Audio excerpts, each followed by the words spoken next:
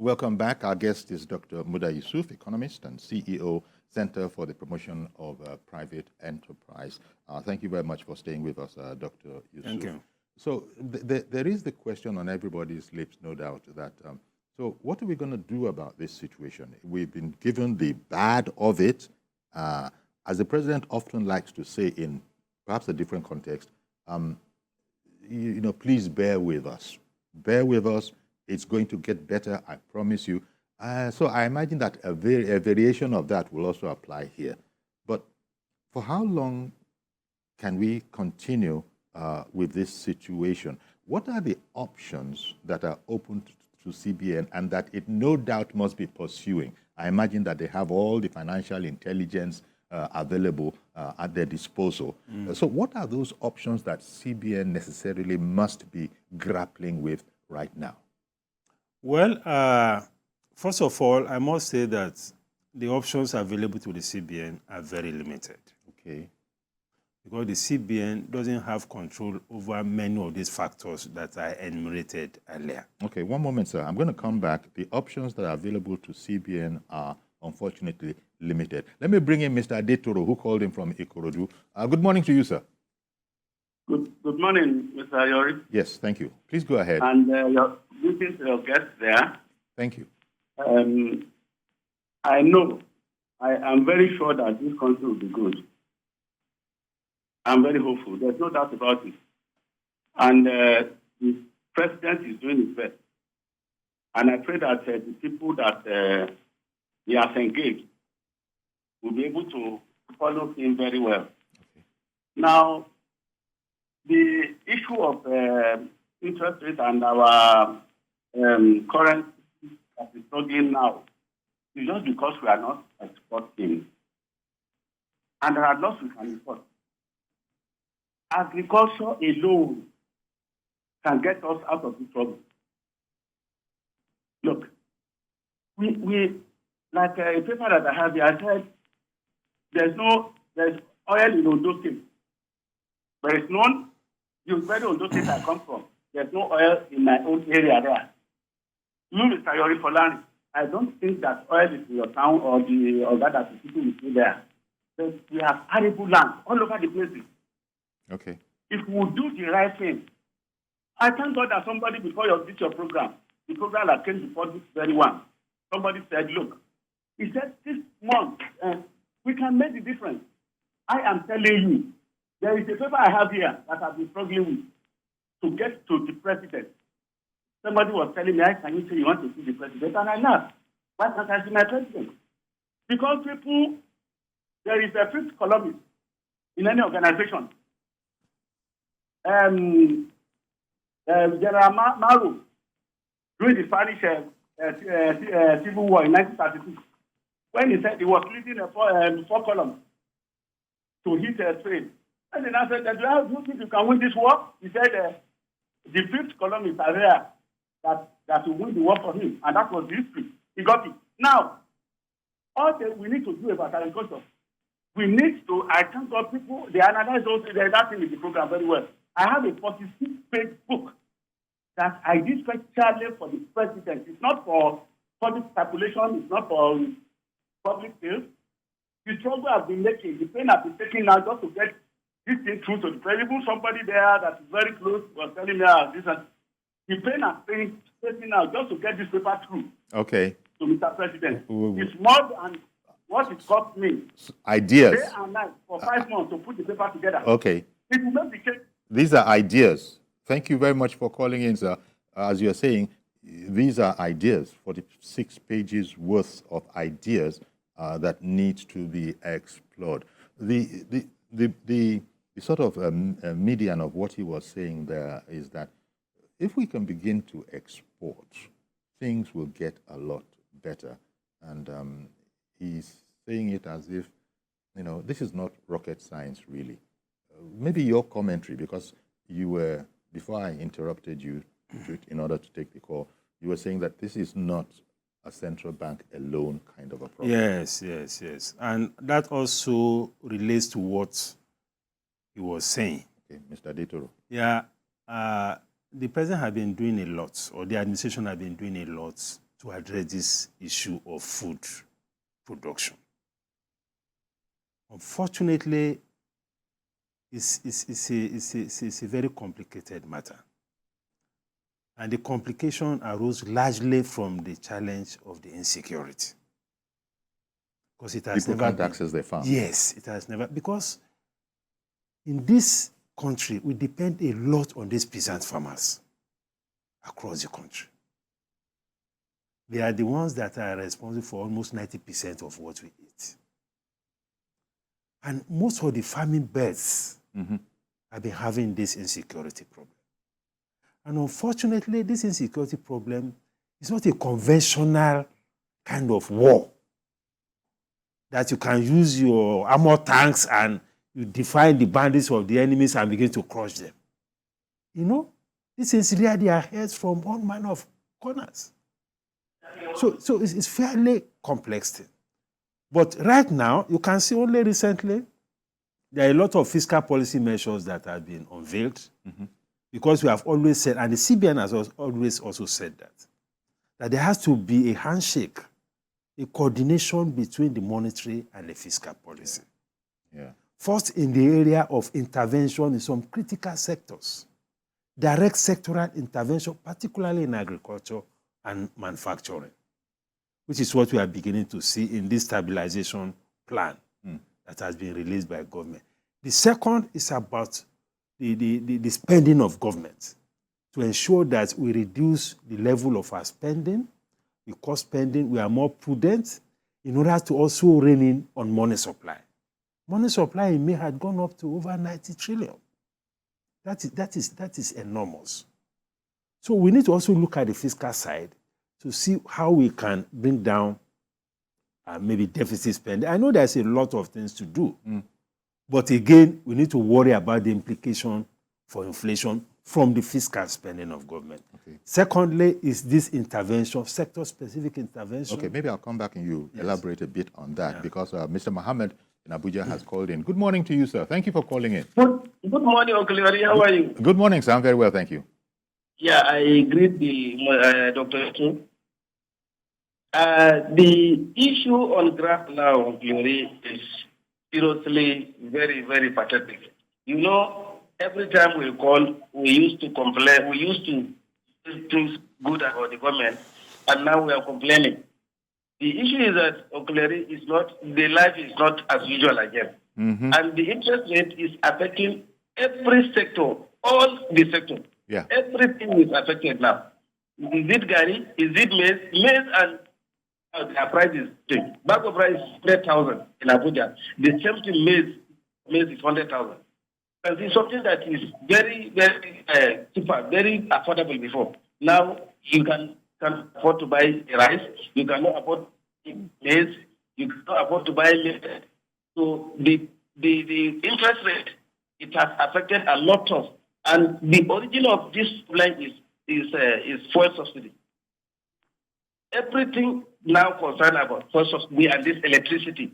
Can you see that most of the small businesses everywhere, it has closed down? Yeah. Because of this electricity. You buy 10,000 electricity 1 day, 2 days, it's finished.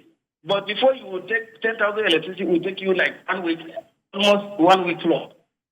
So please, let's do something about city and then for. Please, that is our prayer.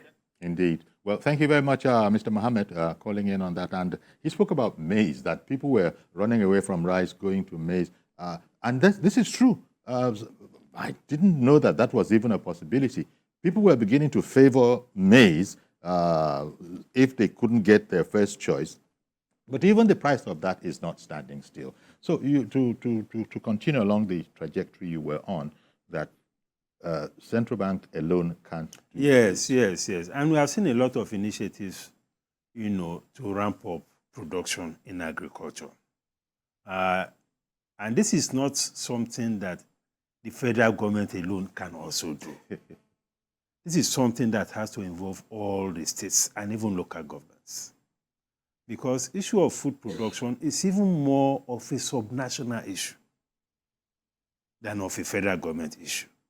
The role of the federal government largely is about the fiscal policy to make it easy for people to invest in agriculture, you know, which is part of what the government is But you were doing now. explaining earlier that security is the key part It of is that. a key. It's a key part of that. But in spite of that, because we cannot wait until we completely sort out this security issue, there are still some areas in the country that are not so heavily affected. Okay. So how do we increase productivity and production even in those locations?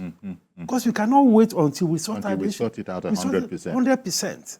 So while the military is busy trying to tackle that, life must go on. There's some- We need to address these concerns about food security, which is why the president recently has now been talking about using fiscal policies, trade policy, waiving import duty, and allowing some critical intermediate products to come into the country to be able to support domestic production. Well, That is key. Now, sorry, yet again, Yes. luckily you're familiar enough with our patients here, so you know the way it is. Mr. Demola in Ikeja, good morning, sir. Thank you for holding on. Ademola, did you hear me?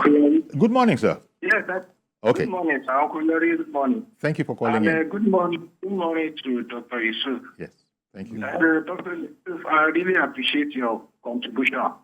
And I pray the Almighty God will continue to enlighten and broaden your knowledge. Sir, there's something that is giving me concern. And the first one is this. If you go to market, for instance, now somebody that went to market to buy a bag of rice for certain price, and come this week, the same bag of rice, the price has increased. I notice that price is increasing every day. My question is this, Dr. Yusuf, what can we do? What can government do to tell the persistent increase in the food item in the market? That's number one.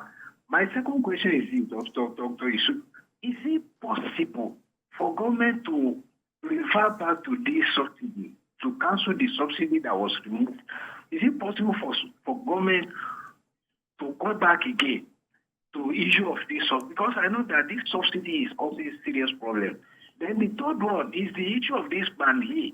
For instance, now I have a company that I do buy product from them. About 2 months ago, they said they used to pay 60 million for electricity every month. Now, since the company has joined banding, they are now paying 180 million every month. How do you want that company to survive? That is my question, Dr. Yusuf. Thank you so much. You are blessed. Thank you very much, Mr. Demola, for those questions. well, I think it's part of what we have been discussing actually. Food price can only be improved if we improve supply of food. And the supply of food can only improve through increased local production, which is what I was discussing about what the government is doing in conjunction with the subnationals. Because the president has said that he was ready to give every support. And we are seeing some initiatives in some states. Unfortunately, we are in the planting season now. We are not close to harvest yet. So those initiatives are ongoing. That is one. The second is to use the approach of trade policy to liberalize to some extent imports of some critical items. I've heard some people saying that government has said they should be importing rice. I don't think that is correct. What the government said, I think, is the liberalization for 6 months of importation of husk rice, husk brown rice, which is like paddy rice. Yeah. Which is what you buy and you process locally. Yeah. Because I've seen some argument that we want to cripple those who have invested in rice mill and all of that. Mm-hmm. What the government is saying is that this paddy rice, because we are short of paddy rice, many of the rice mills across the country, they don't have paddy to process. Lagos State has the biggest rice mill in West African sub-region. There is no rice paddy. So imagine if you have a window at least to import this rice paddy and allow the rice mill in Imota to produce. That mill is enough to take care of at least the entire Western Nigeria, if not the whole country. Because that seemed to hold promise earlier. Yes. That Lagos State mill that you're talking about. Yes. Especially as it collaborated with, I think, a rice producing. Yes, states, Kebbi and Gombe and all of that. But if you don't have the raw materials, what are you going to do with the mill? So the whole idea of what the government is trying to do from the trade policy side is to allow some of these raw materials to come in for local processors to be able to process without necessarily hurting the domestic producers. Government is talking about guaranteed minimum price for those who are producing locally. So that it's not because we are having some imported raw material, you'll not be able to sell. If there's a guaranteed minimum price, if you are not able to sell, government will buy it off you. So it's a win-win situation. Because we are dealing with an emergency situation, which requires an emergency response. It really does. Which is why the government is taking this other option. You know, Mr. Ademola, there are some other aspects he talked about. He was talking about whether we can reverse the subsidy. That is a very difficult thing. Because the subsidy regime was making the economy to bleed profusely. Yeah. If you had continued on that trajectory, the whole system would have collapsed. So it's inevitable. What we can do is to support more of domestic refining of petroleum products. Okay, let me bring in Mazi Okorafor. You've held on for quite a while. Good morning to you, Mazi. Thank you very much for holding on. Go ahead. Good morning, Sayori. Good morning, our guest. Good morning. Sayori, you see, the issue for us to move forward is this implication of this rate. Look, the manufacturers of different products in this country should try as much as possible locate states or local government or communities where they have their raw materials. They can go there and do what? Enhance the facilities there by helping the farmers to produce those things locally for them in those areas. It will help solve this problem of high rate of CBN rate interest, 30%, which some people was comparing other people. Even it affects employers of labor because they cannot employ more. Look, we have to look inwards. Because where do we look inwards? A situation whereby we sit down here and be importing. It looks funny that Ukraine are suffering from all these problems. They will not be sending food to others. Does it make sense? Nigeria, we have there's no company in this country that we don't have the raw materials. The petrol we are talking about, what does it take? I will advise the ministry or the secretary that all this issue of going to this bunkering. Bring those boys when you arrest them. Bring them to the office, sit them down, gather them, all of them, wherever they may be now. Sit down, let them tell you what they want. Whatever what they want. Let the people that are aware the equipment that know this, bring those ones, give them those equipment, a refined one, from maybe manufacture one in Nigeria, so that they will refine all this oil for us, Mr. Woody, honestly, if those boys are gathered, plus those boys direct chemicals to be from different universities are gathered together and go to those Niger Delta and make use of our crude oil fruits, backed up by the government policies and then everything will government. I tell you, Nigeria will never think of importing freight. That's okay. For this our final, this local one. Thank you. Thank you, Mazi. Continue importing. It doesn't make sense. Honestly. Thank you very much for calling in, Mazi. Unfortunately, I know there's a lot more where that came from because this is a matter that concerns everybody. Everybody's concerned about it. They have so many different ideas. Government is not short of ideas itself. I suppose it's the implementation that is the issue. Implementation is an issue, and the complex nature of the problem. Yeah. Because these things are not as straightforward as people are talking about. Now, the caller before they was talking about whether the government can reverse the subsidy. I mean, the subsidy was gobbling a lot of resources. So the way out in terms of this energy issue is to promote energy security. Okay, because you also brought energy into it. Yes. Where the cost of energy to them has tripled. It's too high, So we need to re-examine that. Because there is no way we can scale up production if we don't have affordable energy. You need energy to drive production. So if energy is becoming too expensive, I mean, I have also an SME who was paying about 9 million or 6 million per month. Suddenly it went to over 20 million. The guy has to close his factory. So we have to find a way to balance. Let me squeeze in Mr. Adebayo in Lekki Inn. Good morning to you, sir. Good morning. Thank you for calling in. Go right ahead, please. Yeah, okay. My contribution, we're talking about implication of CBN high interest rates as it affects the inflation in the country. Mm-hmm.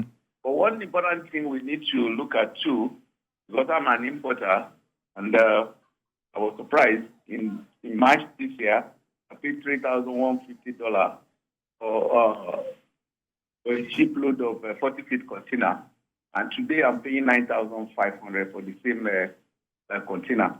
So that in effect affects the overall cost of the goods.